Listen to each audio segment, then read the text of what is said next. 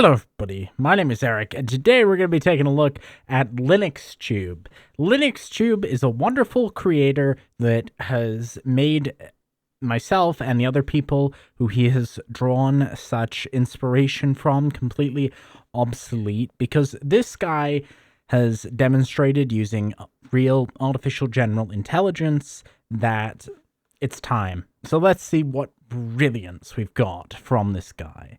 Now this one's ironic because I think he's probably gotten an OpenAI model to criticize OpenAI, which is just funny because that's probably the back end here. And we got privacy preserving technologies, Rhino Linux.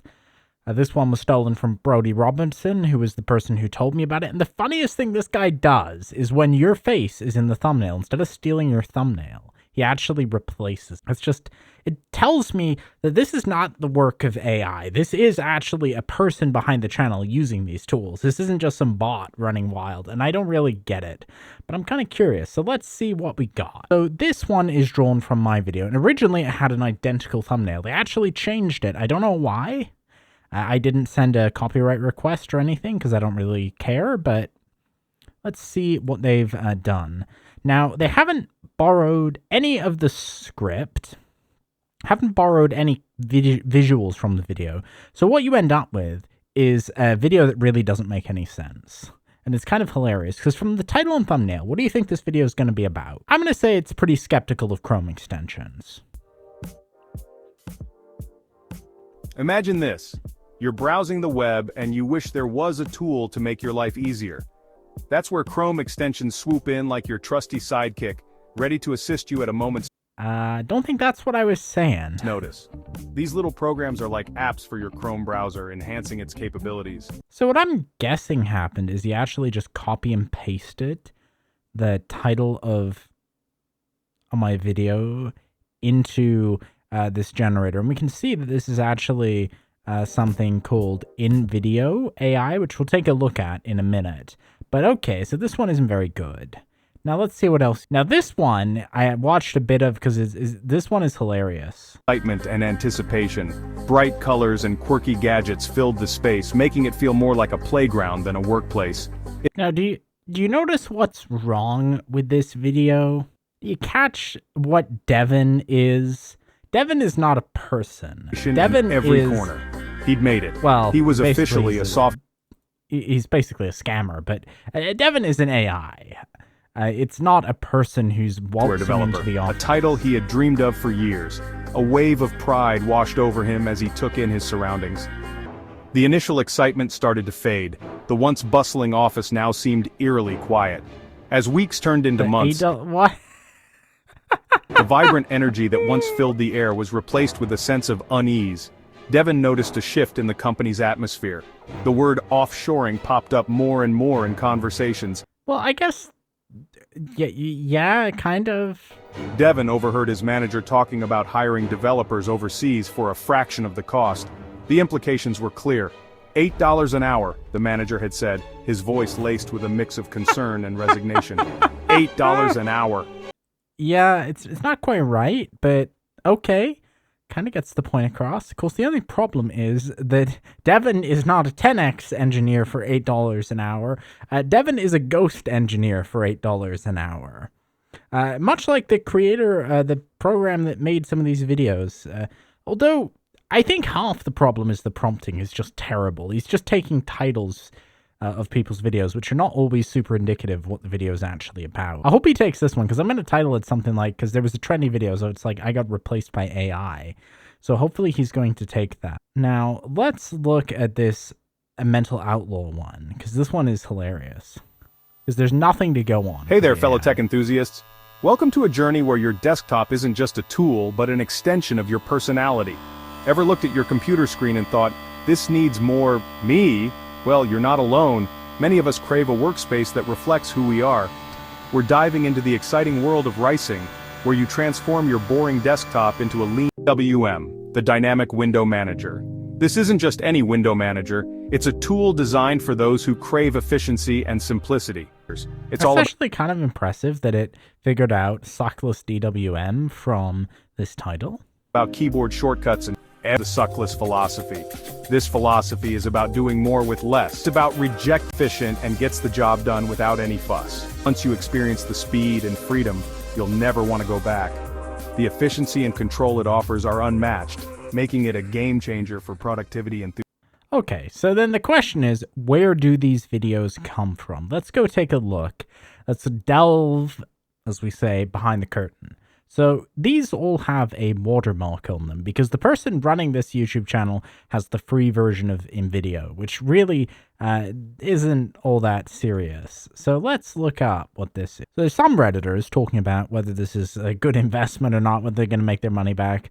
Well, certainly not this way. I think half the problem is they chose a niche that is people are very tech aware. Like they're going to know, and they're going to know that the video doesn't make sense. And this is my personal feeling about AI content, because I don't have a problem with it on balance. I think AI video is fundamentally not there yet, and you're just going to make a fool of yourself. But when it is there, the big thing you got to understand, whatever reason you're using AI, is you should absolutely never publish anything that you don't understand. I would say that stands even if you hired a person to do it, because you don't know what you're doing. AI, or any other method of outsourcing to something you don't understand, because it can just be very wrong, and you can also end up giving bad information to other people. So I think what you should do if you're going to do this is you should watch and be sure, okay, does this make sense? Is this correct? Is there anything wrong here? And then it can be a good way of saving time. I have no issue with that. But what this guy is doing is just a bit ridiculous. So let's take a look at the marketing for this. So invideo AI, bring your ideas to life. And what's interesting is invideo actually wasn't originally an AI company. invideo was just a quick video maker, and then it shifted as they saw where the wind was blowing. And in fact, they've actually been doing this for a while, and it's not technically an AI video, purely in the sense that most of what's happening here is actually based on pre-programmed content, not generative AI, because AI does not generate good video. AI does not in one shot generate audio. What you can do is use an audio generator, and you combine that with a script. So the way I imagine this actually works behind the scenes is you take it will say, go to GPT, and it'll say, okay, let's write an outline for a video of a man traveling through time. It'll then pick from that stock footage that fits with that narrative, and then ultimately you get a video. Now, it's also, I think here it says it's going to start generating videos as well now, because Sora and other models exist where you can do that. And sometimes they're good, sometimes they're bad. I'm actually going to put on screen, I had it generate what it thinks an antivirus looks like. Sometimes they're really cool, not photorealistic yet, and you can have it do that. I don't know what model they're actually using because there isn't a Sora API yet. So to finish this off, I thought we would take a look at this program's impression of my own video. Now, this video kind of blew me away. Purely, it's not amazing. But I asked it to make a video about the dangers of Fortnite skin swapping. And it doesn't quite get it right, because in reality, not all the skin swappers are malware, but there are a lot of malware disguised as Fortnite skin swappers. And I was kind of riffing on this because a lot of people want me to make a video on NL Hybrid. I am going to do it, but in the meantime, what does this have to say about it? Worth it? Spoiler? They're not. I'm your favorite Fortnite character. Insert character name. Okay, that's not quite right. I asked it to be Fortnite Skibbity, but it didn't remember. Here to drop some knowledge.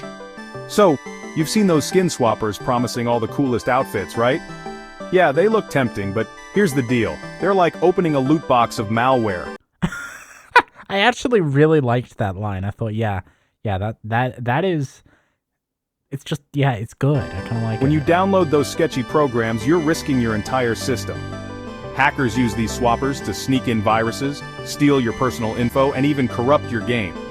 Imagine losing all your V-Bucks and... It's like the most perfect shot. And it does actually have, because of course Fortnite is such a popular skins game, because you want want to have some Fortnite stock footage. A shiny new outfit. Not worth it. Stay safe, stick to official Fortnite content, and keep your gaming epic. Remember, it's keep your gaming epic. Better to be a noob in a default skin than a pro with a busted PC. Don't let malware ruin your battle royale. Smash that like button if you found this helpful and subscribe for more gamer tips. That's the new outro. Smash that like button and subscribe if you found this helpful. Subscribe for more gamer tips. Okay, now on a serious note, is NL Hybrid malware? No. Will there be a longer video with more information? Yes. Just a fun little teaser. So that is going to be all for this video. Please do subscribe if you want more gamer tips. This is your favorite Fortnite character out for now. Bye.